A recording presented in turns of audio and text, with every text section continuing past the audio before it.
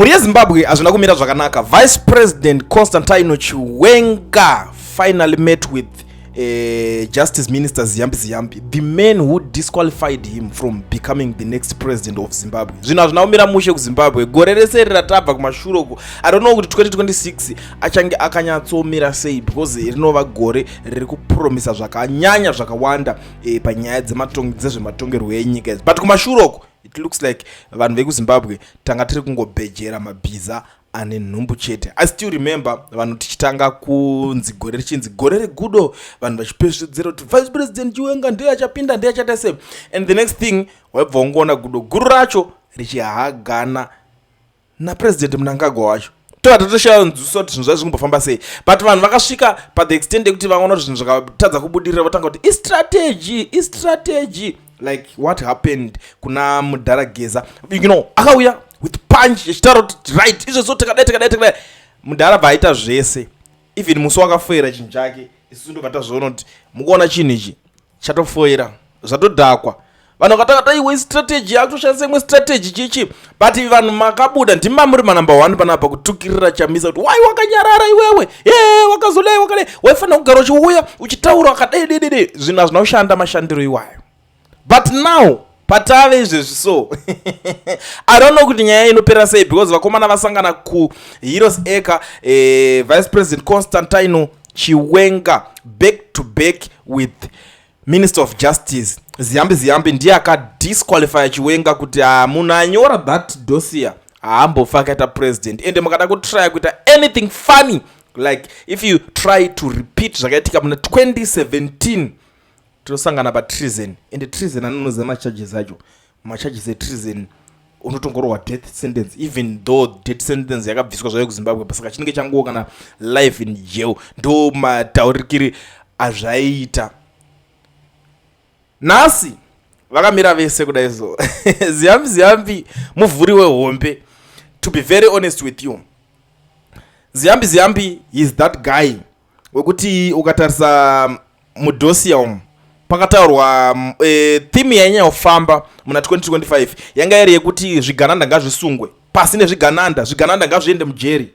So in the dossier pane statement rakanyorwa rakanzoni, we surely cannot fold our hands and watch these criminals like Kudakwashe Tagurei, Wikneo Chivayo, Scott Sakupkanya and Delish Nguwaya amongst others corrupt and bribe our structures and in the process destroy our party.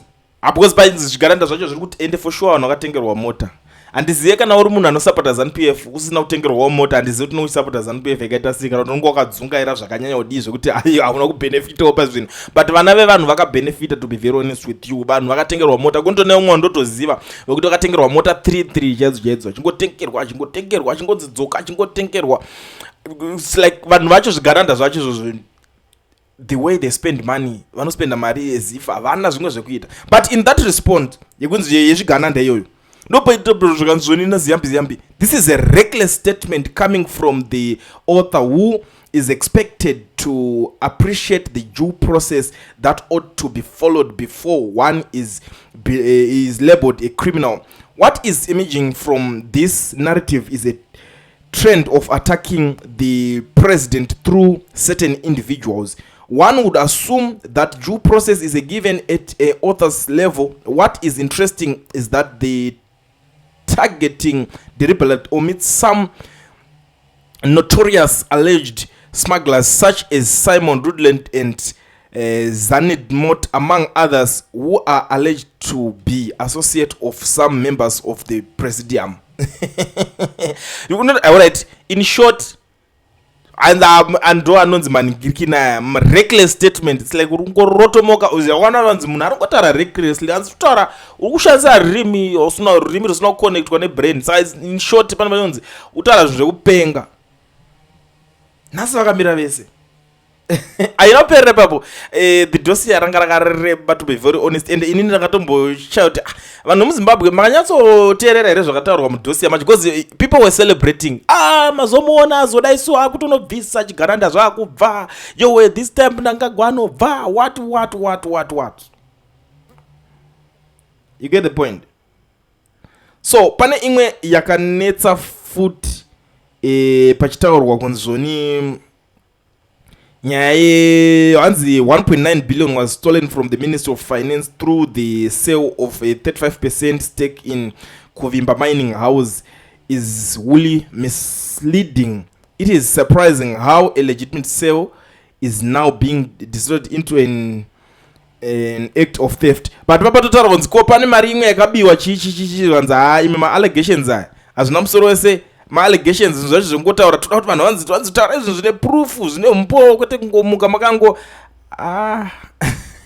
hanzi haungotaureka kungonzi wataura hanzi unofanira kutaura zvinhu zvine umpo toda solid evidence. Unoiwana kupiwo panonzi paitwa zvinhu zveugananda pane ndiani anopinda muofisi yeugananda. That's the man. Nhasi vari vese toda kungoti tingovhurirana tumafaira twacho tweseka so that ime munozonzwisisa kuti saka zvevari vese chii chichanyatsinoitika pazviri. I know kuti hapana, but you will see the reaction yemafaces chaivo kuti unokuti hapana kana mahappy faces. No one is smiling. Vanhu vakaroverana maserious, umwe nomwe achitoita yake, umwe nomwe achitoenda kwake. Now there is this issue pekuti Chiwenga akasvika pakurejiswa to the extent yekukompewa naTagwirei kunzi pakuu yacho yorutoto yotobhiga iyo yacho iyo Tagwirei akatoplaya role yakatosimba manje that coup. Imagine kuti munhu anorejiswa to that extent mozotaza kuti saka what's next zvichazonyatsofamba sei kana vanhu makurejisana to this extent. Now paissue yake anga ari kuti during November 2017 we risked everything, our lives, our freedom, our futures, to restore and defend our legacy, the party and the constitution. Ndopa akapindurwa zvakanzoni, it is denied that only few individuals, particularly the writers of this document, sacrificed their lives for the attainment of Operation Restore Legacy. Zimbabweans from all walks of life rose and participated in and supported Operation Restore Legacy. Let us acknowledge the collective effort that made Operation Restore Legacy possible and desist from claiming heroism and work done by many. There is no denying that Operation Restore Legacy had significant backing. A considerable amount of resources was invested to guarantee its success. It is unlikely that an operation of this scale could have achieved its goals without substantial financial support. For the record, Mr. Kudakwashe Tagwirei put in total of 5 million liters of the fuel, food and other provisions for soldiers as requested by the then General Chiwenga. Furthermore, he put in 1 million liters of fuel and $1.6 million to the party. Saka ndo this statement zvainongoreva ndeyekuti aikona kunyebedzera kutsunga ireyo iwo handiti ndongori general wakataura kuti uri kuda maresources paridiwa mari kuti chinhu chacho chienderere mberi paridiwa fuel paridiwa chi zvakabviswa naTagwirei. Saka wakutanga usingazivi Tagwirei wautiwo ndiwakaita zvinhu wega sei wakariska life papiwo vakariskawo maresources saka effort yese iri kuitwa yake yakukombewa nemaresources ini nangu I don't know kuti zvakazoinvestwa naTagwirei zvacho akazopuwa mari yake bheki raredhi rakasainwa hawo handizivi zvonyadzofamba sei, but kupera kwenyaya akazobuda asiri kufara futi iye nachitaura kuti zvakanhingirikina masecrets enhingirikini zvakabudisa masecrets zvakaitika zvechidhosi ichocho zvakabutora masecrets emupata abude because this information haitombozikira kana vamwe vanhu isusu even though tichitotaitozisa zvedu kuti zvinhu zvakanyatsonyadzofamba sei mafambiro azvo, but look unowa munhu wekuti anenge achiti anozviti anosapota ZANU-PF uri kumasero. This information inge zingambofika yakasvika kwauri kuti Tagwirei yakariska mari yake kuti yamunoti coup yacho 2017 kana kuti Operation Restore Legacy inge ichibudirira. Handiti mukuzviona. Saka pakaitika zvinhu zvakawanda muri yeZimbabwe. Now ndo varume vandiri kuti nhasi vasangana. What will happen next? Chichaitika. Vasangana itoto ndo amen. Ndoziva kuti mimi kwamuri ikoko mune maonero enyu, inini ndine maonero angu. Saka ndinofunga zviri different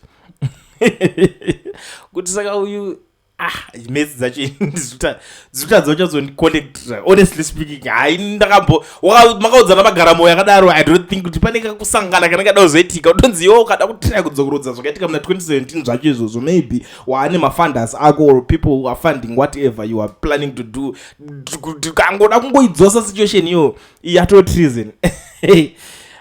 Ndikutaurire zvako ameno regai zvipedzerane. But anyways, regai ndirove pasi zvangu da kushandisa mukana muri Zimbabwe. Kune vanhu vari muSouth Africa vanoda kuregisterwa makambani nekuvhurirwa maFNB business account vasina mawork permit kana mastart permit. 2026 is a different year.